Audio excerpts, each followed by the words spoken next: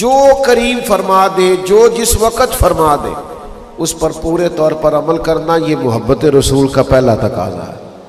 اور دوسری بات، حضور کی تعظیم ہو، نبی پاک کی توقیر ہو، مومنوں کی طبیعتیں ڈھلی ہوئی ہو، حضور کا نام پاک آئے تو آنکھیں خود بخود جھک جائیں، دلوں میں خود بخود نرمی پیدا ہو جائے، وجود پر کیف طاری ہو کہ محبوب کا ذکر خیر آیا، نبی پاک علیہ الصلوۃ والسلام کا تذکرہ کرتے وقت، حضور کی بات کرتے وقت، نبی پاک کی احادیث بیان کرتے وقت، سرور کائنات علیہ السلام کے نام کی بزم سجاتے وقت مومن انتہائی تعظیم اور توقیر کا خیال کرے۔ شاہ عبدالعزیز دباغ رحمۃ اللہ علیہ فرمایا کرتے تھے، میں تو نبی پاک کی محفل میں بھی اس طرح بیٹھتا ہوں جس طرح گویا حضور کے سامنے بیٹھا ہوا ہوں، اس لیے کہ حضور کی بات ہونے لگی ہے، نبی پاک کی حدیث کی بات ہونے لگی ہے، تعلیم کی بات ہونے لگی ہے، تعلیم کتاب و سنت کی بات ہونے لگی، تو تعظیم کے جذبات پورے طور پر۔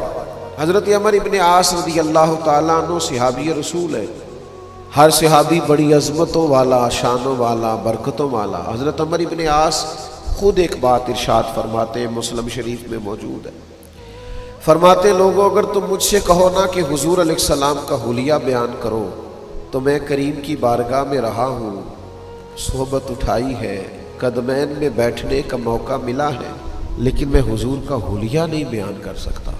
تم مجھے کہو کہ میں محبوب کے ابرو مبارک کی بات کروں، بھینی مبارک کی بات کروں، چہرہ والضحیٰ کی بات کروں تو میں حلیہ نہیں بیان کر سکتا، اس لیے کہ حلیہ تو وہ بیان کرے گا جس نے آنکھیں کھول کے پورے طور پہ زیارت کی ہوگی۔ تو ہم تو وہاں بیٹھتے تھے تو نظریں جھکا کر، ہم تو وہاں بیٹھتے تھے تو ذرا سمٹ کر، ہم تو ذرا بیٹھتے تھے تو لہجے کا وضو کر کے، ہماری طبیعت نہیں تھی۔ آپ دیکھیے نا، خود نبی پاک علیہ السلام نے فرمایا مجھ سے سوال کرو، اور فرمایا سوال آدھا علم ہے، سوال پوچھنا چاہیے۔ آپ کے ذہن کے اندر کوئی سوال ہے شرعی، اس پر پوچھ لینا چاہیے، اس پر بات کر لینی چاہیے۔ نبی پاک علیہ السلام منبر پر ارشاد فرماتے کہ جس نے جو پوچھنا ہے پوچھے، لیکن حضرت مولا علی شیر خدا رضی اللہ تعالیٰ عنہ فرماتے میں نے بھی ایک سوال پوچھنا تھا، لیکن ہفتوں گزر گئے میں پوچھ نہیں سکا، ادب مانے تھا، طبیعت جرت نہیں کر پاتی تھی کہ کیسے حضور کی بارگاہ میں عرض کروں۔ میرا دل کرتا تھا کبھی کوئی اور آ جائے نا اور وہ والا مسئلہ پوچھ لے جو میں نے پوچھنا ہے، تو چلو اس کے پوچھنے سے میری تشنگی بھی دور ہو جائے گی۔ یہ آداب، یہ طور طریقے آج چونکہ ہمارے ہاں ہر چیز میں وسعت آئی ہے، اظہار رائے کی لوگوں کو آزادی بھی ہے اور ذریعہ بھی پاس ہے، سوشل میڈیا، تو بے باکی کے نام پر بعض اوقات کچھ لوگوں کے لفظوں کے اندر حسن نہیں رہا، ان کے جملے باوضو نہیں رہے، ان کی گفتگو میں وہ ٹھہراؤ نہیں رہا جو حضور کی بات کرتے ہوئے مومن کی شان ہے۔ نبی پاک کی تعظیم، حضور کی توقیر، رسول اللہ صلی اللہ تعالیٰ علیہ وآلہ وسلم کی بارگاہ کے آداب، یعنی ایک تو وہ دور ہے نا کہ جب صحابہ ادب کر رہے ہیں، اور ایک یہ دور ہے کہ ایاز کے بیٹے کا نام محمد ہے اور محمود غزنوی محمد بن ایاز کہہ کے پکارتے ہیں۔ ایک شام پکارا اور کہا ایاز کے بیٹے ذرا بات سنما، تو ایاز عرض گزار ہوئے حضور غلام زادے سے کوئی خطا ہو گئی جو آج آپ نے صرف ایاز کا بیٹا کہا، محمد بن ایاز نہیں کہا، یہ کسی حدیث میں تو نہیں آیا تھا، یہ کسی نے فرمایا تو نہیں تھا، آثار صحابہ میں تو نہیں ملتا تھا، لیکن محبت کچھ فیصلے خود بھی کرتی ہے، ادب کچھ فیصلے خود بھی کرتا ہے۔ محمود غزنوی فرمانے لگے اگرچہ تیرے بیٹے کا نام حضور کے نام سے برکت لینے کے لیے محمد رکھا گیا ہے، لیکن میں نے پھر بھی کبھی اس کا نام بھی بغیر وضو کے اپنی زبان سے ادا نہیں کیا۔ میں محمد بن ایاز ہی کہنے لگا تھا، پھر میرا نا وضو نہیں تھا، پھر میری اس وقت وہ کیفیت نہیں تھی جو تقاضے ہیں اس نام کو پکارنے کے، تو میں نا آج ایاز کا بیٹا کہہ کے میں نے پکارا۔ بھائیوں، بہت تعظیم، بہت توقیر، ہمارے ہاں بھی نا بعض چیزیں نوجوانوں میں اور عام لوگوں میں ایسی پائی جانے لگی ہیں جو درست نہیں ہے۔ ہمیں حضور کے آداب مبارکہ کا پورے طور پر خیال رکھنا ہے، ان تقاضوں کو سمجھنا ہے۔ حضور کا نام پاک لیں تو ذرا حسین کر کے لے، یعنی نبی پاک علیہ السلام کا نام لے تو ذرا آداب کے ساتھ۔ ایمرجنسی جب ہوتی ہے نا تو ایمرجنسی میں ادب نہیں یاد رہتا، یعنی خدا نہ خواستہ کسی کے کرتے کو پیچھے سے آگ لگ جائے تو وہ صاحب کوئی عالی فاضل ہو، شیخ ہو، درویش ہو تو ان کے القاب نہیں پکارے جائیں گے، پیر طریقت، راہبر شریعت، تو یہ لفظ نہیں کہے جائیں گے حضرت، قبلہ، الحاج، شیخ، صوفی، اتنی دیر میں چاہے آگ سارا کام کر جائے۔ بھئی کرتے کو آگ لگی، آپ کہیں جناب آگ، جناب آگ، پیچھے دیکھیں نہیں آگ۔ القابات ایمرجنسی میں نہیں پکارے جاتے، وہ تو روٹین میں پکارے جاتے، ورنہ تو جل جائیں گے مولانا سارے آپ کے القابات پکارتے ہو۔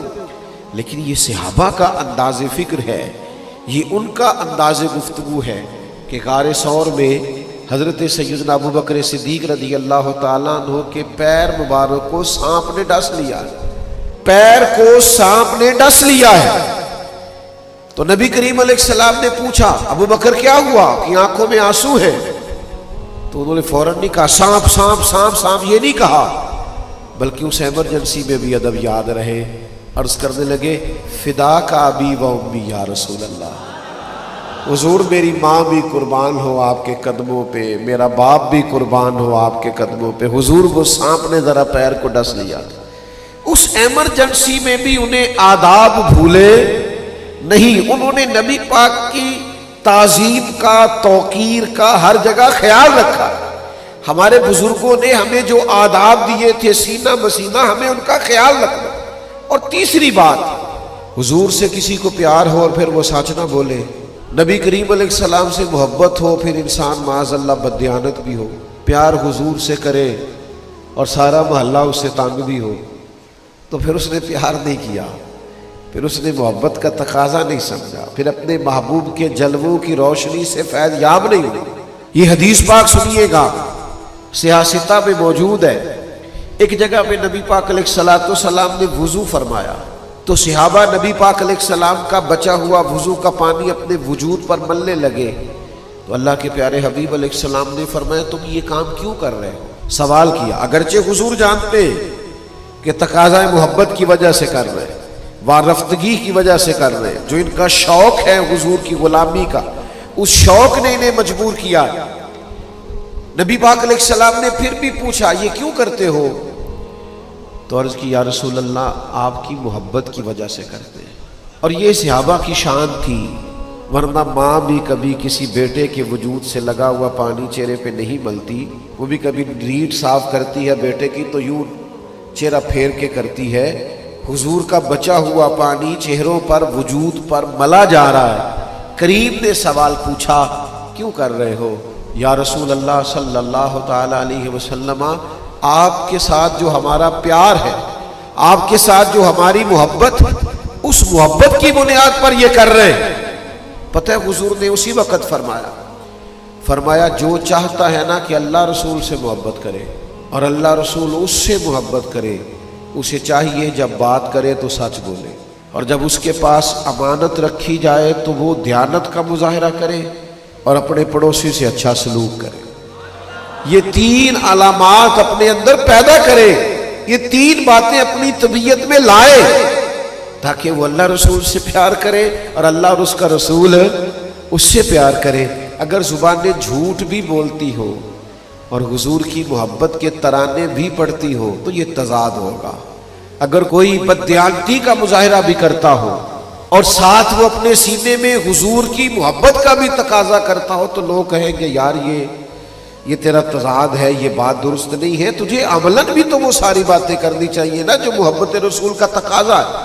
تو ایک تو اللہ رسول پر ایمان لائے، ہر بات کو مانے، دوسرا تعظیم کرے، تیسرا سچ بولے، جھوٹ سے بچے، اور چوتھا جو رب رسول سے پیار کرے نا اسے چاہیے کہ سادہ طرز زندگی اختیار کرے، اپنی طبیعت کو بہت زیادہ ملمہ سازی سے بچائے، اپنے آپ کو بہت زیادہ آسانیوں سے بچائے، طبعاً اور مزاجاً فقیر منش ہو۔ یہ حضور کی محبت کا تقاضا ہے۔ میں دلیل دوں گا اس پر، یہ جو سادہ زندگی ہوتی ہے نا آسان بڑی ہوتی ہے۔ یہ جو زندگی ہوتی ہے نا فیشن والی اور پروٹوکول والی اور بڑی کرسیوں والی اور اگلی نشستوں والی اور بڑے اشتہارات والی اور تصویروں والی اور میں بھی ہوں اور میرا بھی نام ہے اور میں بڑا مشہور مولانا ہوں، تو یہ زندگی مشکل ہوتی ہے. یعنی نبی پاک علیہ السلام کو نا سادگی سے پیار ہے، حضور کو بندگی سے پیار ہے. نبی پاک صلی اللہ تعالی علیہ وسلم اپنے چاہنے والوں کے سے یہ تقاضا کرتے کہ ان کا رہنا سہنا، ان کا کھانا پینا، ان کا ان کا تعلقات کرنا یہ سادہ ہو، عام ہو، تکلفات سے بچے ہوئے ہو. ایک صحابی حاضر بارگاہ ہوئے اور عرض گزار ہوئے، یا رسول اللہ صلی اللہ تعالی علیہ وسلم میں آپ سے بڑی محبت کرتا ہوں. تو حضور نے فرمایا سوچ کر کہو کیا کہہ رہے ہیں. نہ پھر عرض کی حضور آپ سے بڑا پیار ہے. تو کریم بھی آج دریائے کرم جوش میں ہے. حضور نے پھر فرمایا سوچ کر کہو کیا کہہ رہے ہیں. یا رسول اللہ میں آپ سے بڑا ہی پیار کرتا ہوں. پھر حضور نے کیا فرمایا؟ فرمایا پھر تیاری کر لیں. یا رسول اللہ کس بات کی؟ فرمایا فقر کی تیاری کر، مصیبتوں کے لیے تیاری کر. جس طرح پانی پہاڑ سے نچلی جگہ پر سطح پر آتا ہے، پہاڑوں سے زمین کی طرف گہرائی کی طرف آتا ہے، اس طرح مشکلات تیری طرف آئیں گی. یاری تیری سونا ہے پر ازمائشاں تیریاں اگ. اے سونا پر کھیا جامدائی پہلو نہ لگاں دے لگ.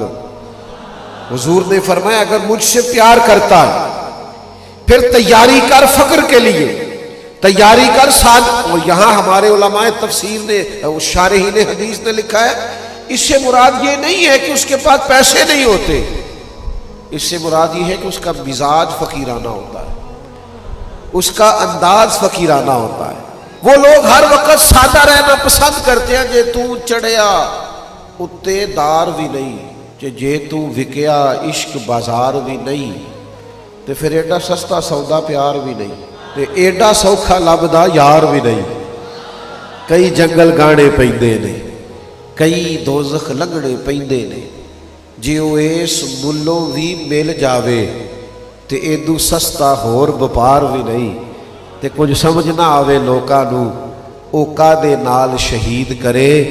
ڈٹھی یار دے ہاتھ تلوار بھی نہیں پر او دا خالی جاندہ وار بھی نہیں. تو یاد رکھیے گا کہ حضور کی محبت کا ایک تقاضا یہ ہے کہ ہمارا رہن سہن ساتھ. ہمارے ہاں پتہ کیا ہوا ہے، بعض لوگوں نے اخراجات بہت بڑھا لیے، آزمائشیں بہت بڑھا لی، حالات اور طرح کے ہو گئے. اب جو غرباء ہیں انہی کے ساتھ بستے ہیں، انہی کے ساتھ رہتے ہیں، ان کے لیے پھر مشکلات بڑھ جاتی. محبت رسول نہ بندے کو درویش سا کر دیتی ہے، سادہ سا. اچھا یہ مت سمجھیے گا کہ اس سے مراد یہ ہے کہ وہ لوگ خدا نہ خواستہ کسی کے محتاج ہوتے ہیں.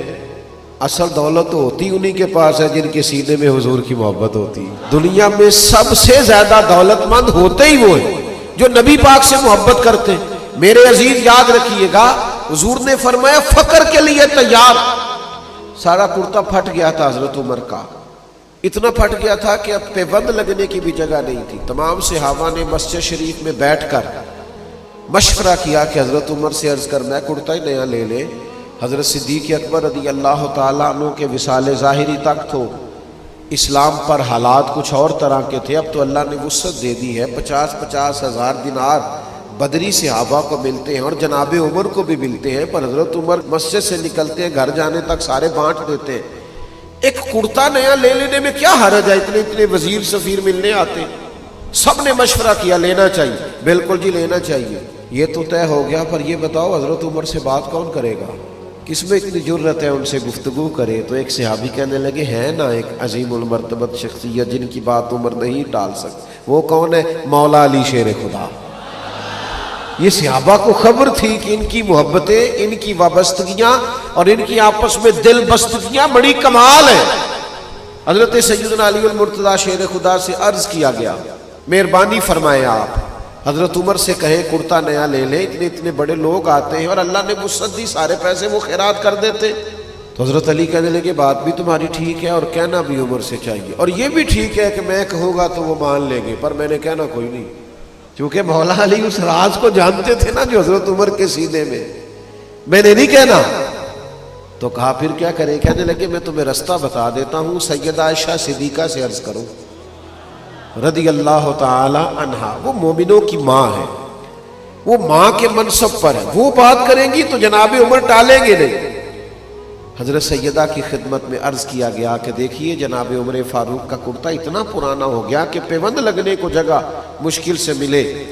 آپ عرض کیجئے نا کہ وہ لباس بدل لے. تو سیدہ کہنے لگی بالکل ٹھیک ہے میں کہوں گی. جناب عمر کو پیغام گیا, فوراً حاضر ہوئے, پردے کے پیچھے بیٹھے.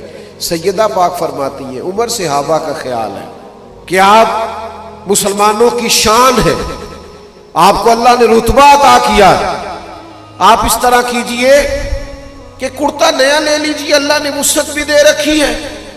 تو ہر جگہوں پہ بولنا نہیں چاہیے. جناب عمر بھی نہیں بولے, چپ کر کے کہنے لگے اماں جی آپ جیسے کہیں گی ویسے ہو جائے گا, آپ حکم تو کریں شام سے پہلے پہلے کرتا لے لوں گا. تو سیدہ عائشہ صدیقہ نے کہا ٹھیک ہے, لیکن عرض کرنے لگے مجھے ایک بات کہنے کی اجازت ہے, ایک بات عرض کر لوں. جناب عائشہ نے کہا فرمائیے امیر المومنین. تو جناب عمر فرمانے لگے اماں جی جس حال میں آج ہوں نا, میں نبی پاک کے زمانے میں بھی اسی حال میں رہتا تھا. حضرت صدیق اکبر کے ساتھ بھی میں نے یوں ہی وقت گزارا ہے, ہمیں اسی طرح محبوب نے اسی حال میں چھوڑا. دل کرتا ہے, خواہش ہے اسی سادگی میں رہے, اسی عاجزی میں رہے, اسی فقر میں رہے جو فقر حجازی ہے, جو فقر محبوب کی پسند ہے, جو حضور کی چاہت ہے. اگر آپ اجازت دے دیں تو میں اسی طرح نہ رہ لوں جو حضور کا طریقہ ہے. جواب تو کوئی نہیں آیا, بس سیدہ عائشہ کے ہجکیوں کی آواز آئی. وہ رونے لگی اور فرمانے لگی عمر جو صحابہ نے کہا تھا وہ بھی ٹھیک ہے, پر جو آپ کہہ رہے ہیں وہ تو بالکل ہی ٹھیک ہے. آپ رہیے. میرے عزیزوں, محبت رسول کا تقاضا ہے کہ لہجے میں, انداز میں, نشست و برخاست میں ہم سادگی اختیار کریں. پانچویں بات, نبی پاک کی محبت ایک تقاضا کرتی ہے. یہ میں بڑی ضروری بات کرنا چاہتا ہوں, میرا دل کرتا ہے سارے نوجوان اس کو سنیں. حضور کی محبت تقاضا کرتی ہے کہ ہم دین کا خوبصورت چہرہ لوگوں کے سامنے پیش کریں. خوبصورت چہرہ, دین کا جو حسن ہے, دین میں جو وقار ہے, دین میں جو لطافت ہے, حسن اخلاق میں جو برکات, یہ تقاضا کرتی ہے نبی پاک علیہ السلام کی محبت کہ ہم وہ خوبصورت چہرہ دین کا پیش کریں لوگوں کے سامنے. آپ کی توجہ ہے میری بات پر؟ ہمارے ہاں یہ مسئلہ بن گیا ہے کہ وہ لوگوں کے ہاتھ آ گیا سوشل میڈیا, تو ہر آدمی اپنے حساب سے تشریحات کرتا ہے. وہ نہ کسی عالم کا پابند ہے, نہ وہ کسی بزرگ کی ہوئی تشریحات کا پابند ہے. وہ اپنی طبیعت کے مطابق کچھ چیزوں کو طے کرتا ہے اور اپنے حساب سے کچھ معاملات کو لے کے چلنا چاہتا ہے. آپ بعض اوقات بہت زیادہ شوق میں اور وارفتگی میں بھی بعض ایسے کام کرتے ہیں جس سے وہ چہرہ واضح نہیں ہوتا جو دین کی منشا ہے, جو خواہش ہے. ایک حدیث سنیے بخاری سے, آپ کو میری بات سمجھنے میں آسانی ہوگی. کچھ صحابہ حضور کے کاشانہ نور میں حاضر ہوئے اور ازواج مطہرات کی پاکیزہ بارگاہوں میں عرض کیا کہ ہمیں نبی پاک علیہ السلام کا طریقہ عبادت بتائیے. تو ان پاک باز امہات المومنین نے کہا صحابہ کرام سے, فرمایا کہ حضور رات کا کچھ حصہ عبادت کرتے اور کچھ حصہ آرام کرتے, کبھی نفلی روزہ رکھتے اور کبھی نہ رکھتے, چھوڑ دیتے. اب یہ شوق میں, صحابہ شوق میں, وارفتگی میں, بڑے مخلص لوگ تھے, شوق میں عرض کرنے لگے کہ حضور تو اللہ کے محبوب ہیں, امام الانبیاء ہے, معصوم عن الخطا ہے, تو محبوب تو تھوڑی دیر بھی عبادت کریں تو ٹھیک ہے, حضور تو کبھی نفلی روزہ چھوڑ بھی دے تو ٹھیک ہے, لیکن ہم اللہ کے عاجز بندے, ہم اس طرح کریں گے, ہم ساری رات ہی نفل پڑھا کریں گے, ہم ہر روز ہی نفلی روزہ رکھیں گے. ہم نہ یہ شوق سے کر رہے ہیں, اخلاص سے اور خواہش سے کر رہے ہیں, لیکن نبی پاک علیہ الصلوۃ والسلام نے جو سمجھایا ہے, یہ تقاضا ہے محبت رسول کا کہ ہم اسے سمجھیں. جب حضور علیہ السلام کی بارگاہ میں ان کی یہ بات پیش کی گئی نا کہ انہوں نے کہا ہے کہ ہم ساری رات ہی نفل پڑھا کریں گے اور ہر روز ہی نفلی روزے رکھیں گے, اللہ کے حبیب علیہ السلام نے ان کو بلایا, ان صحابہ کو, اور کریم فرمانے لگے میں تم سب سے زیادہ رب کو جانتا ہوں اور میں تم سب سے زیادہ رب سے ڈرتا ہوں. میں تو رات کو عبادت بھی کرتا ہوں اور آرام بھی کرتا ہوں. حضور فرمانے لگے میں نفلی روزہ بھی رکھتا ہوں اور چھوڑتا بھی. نبی پاک علیہ الصلوۃ والسلام نے انہیں سمجھایا کہ تم دین کا وہ والا مفہوم سمجھو جو شریعت کا مقصود ہے. تم اگر ایسا کوئی دین کا نقشہ پیش کرو. وہ ہمارے ہاں نا بعض لوگ بعض چیزوں میں بے انتہا شدت کرتے ہیں، اس سے بھی بعض اوقات عام لوگوں کے لیے مسائل